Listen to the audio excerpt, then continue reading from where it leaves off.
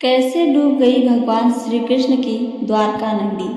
आइए जानते हैं। महाभारत के युद्ध में पांडवों की विजय हुई। श्री कृष्ण ने युधिष्ठिर को राजगद्दी पर बैठाया और राज्य से जुड़े नियम कानून उन्हें समझाकर वे कौरवों की माता गांधारी से मिलने पहुंचे। कान्हा के आने पर गांधारी फूट फूट कर रोने लगी और फिर क्रोधित होकर उन्हें श्राप दिया कि जिस तरह तुमने मेरे कुल का नाश किया है, तुम्हारे कुल का अंत भी इसी तरह होगा।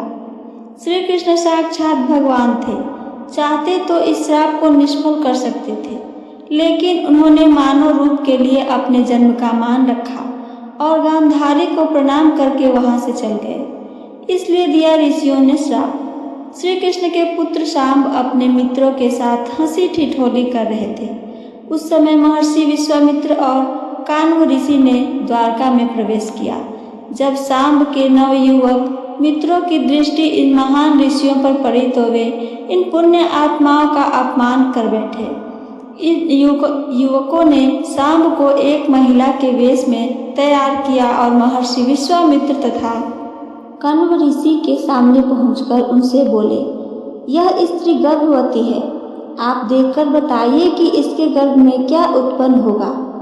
दोनों ही ऋषि युवकों के इस परिहास से अत्यंत क्रोधित हुए और उन्होंने कहा कि इसके गर्भ से एक मूसल उत्पन्न होगा, जिससे तुम जैसे दुष्ट, असभ्य और क्रूर लोग अपने समस्त कुल का नाश कर लेंगे। इस घटना का पता श्री कृष्ण को चला तो उन्होंने कहा, यह ऋषियों की वाणी है, व्यर्थ नहीं जाएगी। और अगले ही दिन शांब ने एक मूसल उत्पन्न किया। इस मूसल को राजा उग्रसेन ने समुद्र में फेंकवा दिया। साथ ही श्री कृष्ण ने नगर में घोषणा करा दी कि अब कोई भी नगरवासी अपने घर में मदिरा नहीं बनाएगा, क्योंकि कृष्ण नहीं चाहते थे कि उनके कुल के लोग और संबंधी मदिरा के नशे में कोई अनुचित व्यवहार कर परिवार सहित एक दूसरे का नाश कर बैठें, क्योंकि ऋषियों की वाणी तो सच होनी ही थी। धार्मिक पुस्तकों के आधार पर महाभारत युद्ध के 36वें वर्ष में द्वारका नगरी में बहुत अपशकुन होने लगे थे। कान्हा ने सभी यदुवंशी पुरुषों को तीर्थ पर जाने के लिए कहा। इस पर सभी लोग द्वारका नगरी से तीर्थ के लिए निकल गए। प्रभास क्षेत्र में आने पर विश्राम के दौरान किसी बात पर ये लोग आपस में भिड़ गए। यह बहसबाजी झगड़े में बदली और झगड़ा मार काट में बदल गया। इस दौरान ऋषियों का श्राप इस रूप में फलीभूत हुआ कि शांब ने जिस मूसल को उत्पन्न किया था, उसके प्रभाव से प्रभास क्षेत्र में खड़ी एरका घास को लड़ाई के दौरान जो भी उखाड़ता वो एरका घास मूसल में परिवर्तित हो जाती। ऐसा मूसल जिसका एक प्रहार ही व्यक्ति के प्राण लेने के लिए पर्याप्त था। इस लड़ाई में श्री कृष्ण के पुत्र प्रद्युम्न भी मारे गए। सूचना मिलते ही कान्हा प्रभास क्षेत्र पहुंचे। अपने पुत्र और प्रियजनों को मृत देखकर श्री कृष्ण ने क्रोध में वहां खड़ी एरका घास उखाड़ ली और हाथ में आते ही उस घास ने मूसल का रूप ले लिया। लड़ाई में जो लोग बच गए थे, जिन्होंने अपने परिजनों को मारा था, श्री कृष्ण ने एक एक वार से उन सभी का वध कर दिया। अंत में सिर्फ श्री कृष्ण, उनके सारथी दारुक और बलराम बचे। इस पर श्री कृष्ण ने दारुक से कहा कि हस्तिनापुर जाकर अर्जुन को यहाँ ले आओ। फिर बलराम को वहीं रुकने को कहा और स्वयं अपने पिता को इस संहार के बारे में सूचित करने द्वारका चले गए। कान्हा ने वासुदेव जी को इस नरसंहार के बारे में बताया और कहा कि जल्द यहाँ अर्जुन आएंगे। आप नगर की स्त्रियों और बच्चों को लेकर अर्जुन के साथ हस्तिनापुर चले जाइए। जब श्री कृष्ण वापस प्रभास क्षेत्र पहुंचे तब बलराम जी ध्यान अवस्था में बैठे थे। कान्हा के पहुंचते ही उनके शरीर से शेषनाग निकले और समुद्र में चले गए। अब श्री कृष्ण इधर उधर घूमते हुए अपने जीवन और गांधारी के श्राप के बारे में विचार करने लगे और फिर एक पेड़ की छांव में जा बैठ गए। इसी समय जरा नामक एक शिकारी का बाण उनके पैर में आकर लगा, जिसने दूर से अपने पैर के अंगूठे को हिरण का मुख समझकर बाण चला दिया था। जब वह शिकारी शिकार उठाने पहुंचा तो श्री कृष्ण को देखकर क्षमा मांगने लगा। कान्हा ने उसे अभय दान देकर देह त्याग दी। समुद्र में डूब गई द्वारका नगरी। अर्जुन ने द्वारका पहुंचकर वासुदेव जी से कहा कि वह नगर में शेष बचे सभी लोगों को हस्तिनापुर चलने की तैयारी का आदेश दें। फिर अर्जुन ने प्रभास क्षेत्र जाकर सभी यदुवंशियों का अंतिम संस्कार किया। अगले दिन वासुदेव जी ने प्राण त्याग दिए। उस पर उनका अंतिम संस्कार कर अर्जुन सभी महिलाओं और बच्चों को लेकर द्वारका के लिए निकल गए। जैसे ही उन लोगों ने नगर छोड़ा, द्वारका का राजमहल और नगरी समुद्र में डूब गई।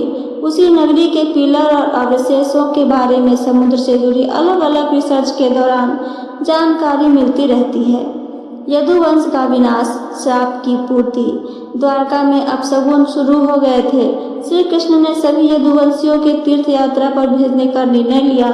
वे प्रभास क्षेत्र पहुंचे जहां यदुवंशी विश्राम कर रहे थे।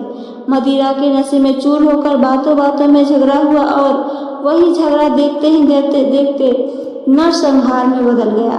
एर का घास जो समुद्र किनारे उगी थी, अचानक मुसल बनकर हथियारों में बदल गई। लोग एक दूसरे पर घातक प्रहार करने लगे थे। प्रद्युम्न, अनिरुद्ध, सांब, चारुदेशन, सारे वीर पुत्र एक एक करके मारे गए थे। जब श्री कृष्ण वहां पहुंचे और यह विनाश देखा तो उन्होंने भी क्रोध में आकर एर का घास उखाड़ी। घास तुरंत मूसल बन गई और शेष बचे यदुवंशियों को स्वयं श्री कृष्ण ने समाप्त कर दिया। बलराम का प्रस्थान और श्री कृष्ण की अंतिम लीला। अब सिर्फ श्री कृष्ण, बलराम और सारथी दारुक बचे थे। बलराम ध्यान में बैठे थे। श्री कृष्ण के सामने ही उनके शरीर से शेषनाग प्रकट हुए और समुद्र में समा गए। कृष्ण दारुक से बोले, हस्तिनापुर जाओ और अर्जुन को बुला कर लाओ। द्वारका की स्त्रियों और बच्चों को सुरक्षित यहाँ से ले जाओ। इसके बाद श्री कृष्ण अकेले घूमते घूमते एक वृक्ष की छांव में जा बैठे। वे गांधारी के श्राप को स्मरण कर रहे थे। उसी समय जरा नामक एक शिकारी आया। उसने श्री कृष्ण के पैर के अंगूठे को हिरण का मुख समझकर तीर चला दिया।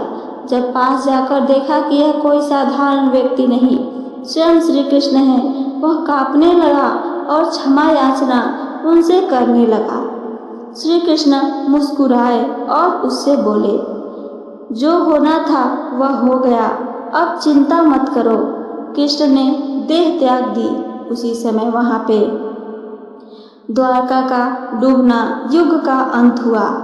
अर्जुन द्वारका पहुंचे। उन्होंने वासुदेव जी से सभी स्त्रियों और बच्चों को लेकर चलने की प्रार्थना की। अर्जुन ने प्रभास जाकर अंतिम संस्कार किया। अगले दिन वासुदेव जी ने भी शरीर त्याग दे दिया। अर्जुन ने जब सबको लेकर द्वारका छोड़ा, उसी समय समुद्र की लहरों ने राजमहल और समस्त द्वारका नगरी को नील ले लिया, यानी डुबो दिया। यह वही द्वारका है जिसके खंडहर आज भी समुद्र की गहराइयों में खोजे जा रहे हैं। ये सब का निष्कर्ष क्या निकलता है, आइए वो भी सुनते हैं। यह केवल एक वंश का अंत नहीं था, यह था एक युग का अवसान।